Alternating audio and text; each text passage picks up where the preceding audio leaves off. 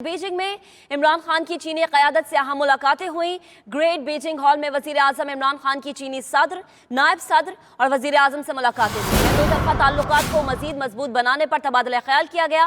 पाकिस्तान और चीन के दरमियान रेलवे के मुआहदे L1 पर दस्तखत भी हुए। वज़ीर रेलवे शेख रशीद ने मुआहदे को पाकिस्तान में रेलवे की तारीख का बड़ा दिन करार दे दिया। कहा कि मंसूबे के तहत पेशावर से कराची तक डबल ट्रैक बनाया जाएगा।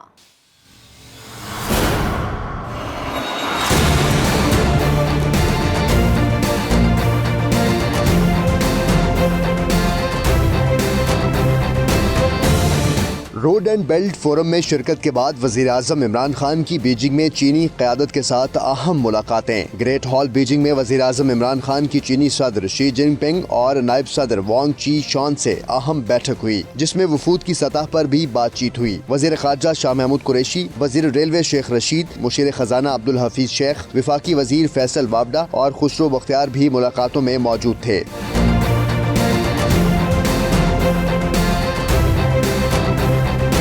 वज़ीर आज़म इमरान खान ने चीनी हम मनसब ली की च्यांग से भी मुलाकात की। दो तरफ़ा ताल्लुकात को मज़ीद मजबूत बनाने पर तबादला ख्याल किया गया। दोनों ममालिक ने बातचीत को मज़ीद आगे बढ़ाने पर भी इत्तफाक किया। पाकिस्तान और चीन के दरमियान रेलवे के मुआहदे L1 पर दस्तखत भी हुए। वज़ीर आज़म इमरान खान और चीन के वज़ीर आज़म ली की च्यांग ने मुआहदे पर दस्तखत किए।